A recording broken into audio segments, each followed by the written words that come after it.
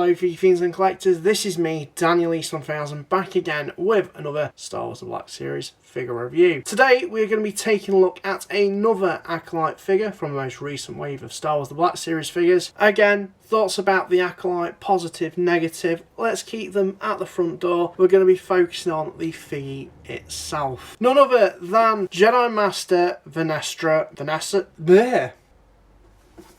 None other than Jedi Master Vernestra Rwoh. Hope I'm pronouncing that name right. Before we take a look at the figure, we're going to take a look at the packaging, of which is pretty standard stuff. You've got Star Wars The Black Series logo at the top there, name of the character on the side, as well as that window box so you can see the figure and the accessories that it comes with. Also in the backdrop there, you've got a really nice background bled into that sort of orangey red colour scheme. You've got the name of the media there as well. Of course, the classic colour banding, of which goes all the way around the packaging. You've got a bit of legalese at the bottom there. On the side, nothing much really going on other than that colour banding in Star Wars The Black Series. On the other side, of course, you've got a lovely picture of the character and that colour bleeding in to the picture there as well, with the character's name. On the back, another lovely picture again, Star Wars The Black Series, name of the character and the bio about them, number of the character and the media that they appear in, ton of legal garb at the bottom there, and a ton of legal garb at the bottom there as well. Nothing much really going on at the top, and that is basically the packaging out the way and done with. So let's get into the figure itself.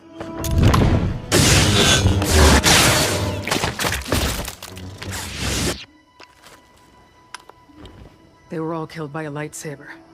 What does that tell you? A powerful Jedi has fallen. You don't think Master Soul was responsible?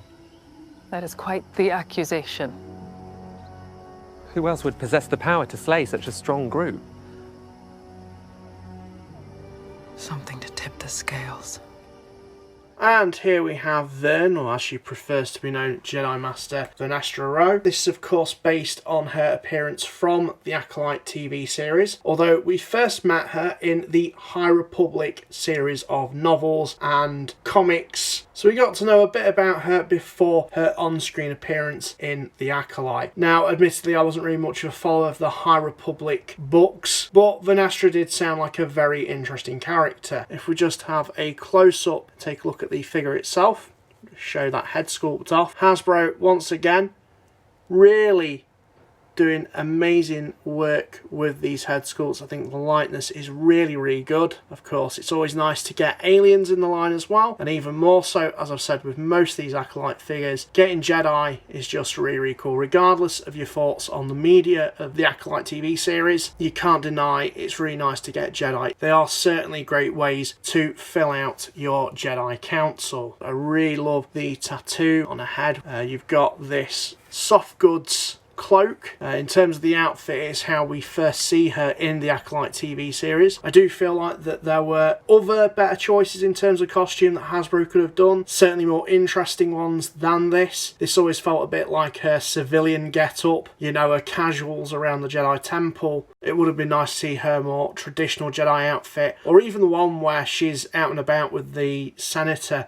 That would have been pretty damn cool. But alas, we've got this one. I feel like Hasbro went down this route because it was a possibly cheaper option to do, but you've got to remember, in terms of the timeline of these things, when they're putting them into production, it may be that this was the only bit of concept art that they had to base to make a figure on. So I can kind of forgive that. It's just nice to get the character immortalised in Black Series for the most part. But of course, got these really cool sleeves on her outfit. There's actually some pretty intuitive articulation just there, because the swivel is just within the cuff of that, and then there's a hinge there. I thought that was a pretty cool little touch, just because you've got two different elements of fabric that it's trying to represent. You've got this kind of standard fabric, and then these wrappings. So yeah, very interesting how Hasbro's tackled that. Of course, her under outfit as well. I love the High Republic gold. You know, it gives a very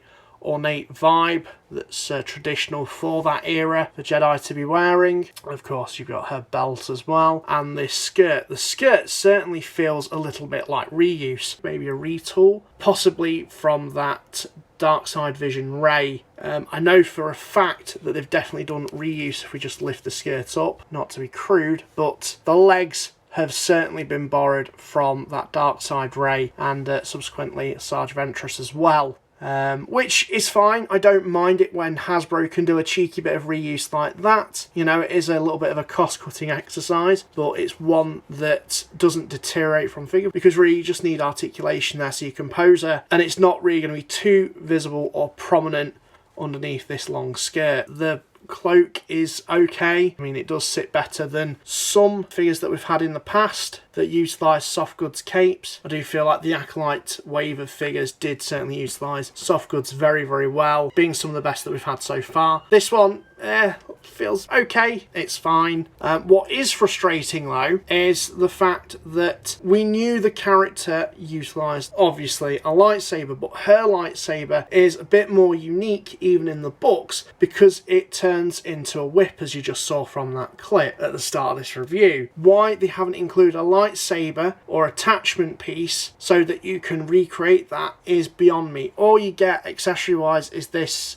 standard lightsaber with a purple blade. The hilt's pretty basic. It does have a peg, so you can clip it onto the belt, which I will just demonstrate for you. But why they couldn't either include a separate interchangeable lightsaber blade, so you could have this one and then the whip formation, it's really, really disappointing. I would have even taken an additional lightsaber that was in the whip format that was sculpted onto the hilt and the hilt being painted, just because I can appreciate breakages and things like that. From a design standpoint, it's not like they can't do a soft plastic translucent piece like this, because we've seen them do it with lightning hands, and even more so looking back at the 3 3/4 inch line of figures. Way back in the day they did Lumia, if I'm pronouncing that character's name right, character from the comic pack. She came with a lightsaber whip, so I'm really disappointed that they didn't include that with this figure. It's little things that really elevate kind of meh releases like this a little bit higher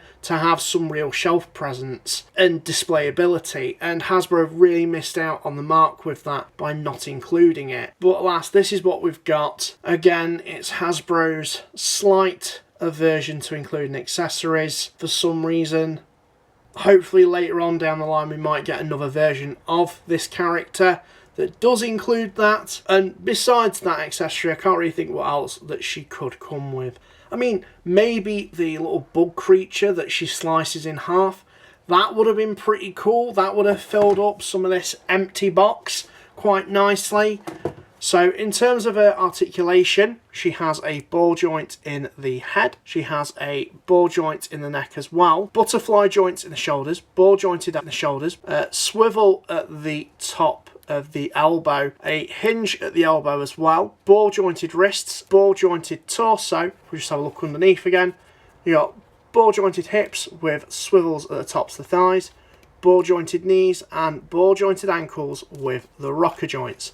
So you can get this figure in some really good dynamic poses, as you would expect. There is a bit of traffic coning, of course, with the skirt, but it still doesn't really hinder any posability. There is a nice cut there and the plastic is quite pliable, so you can at least pose the legs. But overall, £24.99 a figure. Yes, while it's not small like the Basil figure that I have just reviewed, it's still somewhat disappointing that Hasbro missed the mark in terms of its accessories, especially when we all knew from the media prior to the Acolyte coming out that Vernestra used a lightsaber whip. I know I'm banging on about that whip, but it certainly shows a slight lack of pre-planning thought with this figure. That accessory wouldn't have bumped it up to a deluxe because an additional lightsaber in that packaging can be done. If they can pack in 2 lightning hands with Darth Sidious, why couldn't they have included another lightsaber in the whip formation with this? Hasbro just hasn't done the extra research. I recommend it slightly more than I can Basil, but again, if you want to wait out and get this at discount, I can't blame you. Again, it's nice to get another Jedi in the line, particularly an alien one at that. But overall I'm just slightly disappointed with it, and I can only just about recommend it. Again, try and get it at discount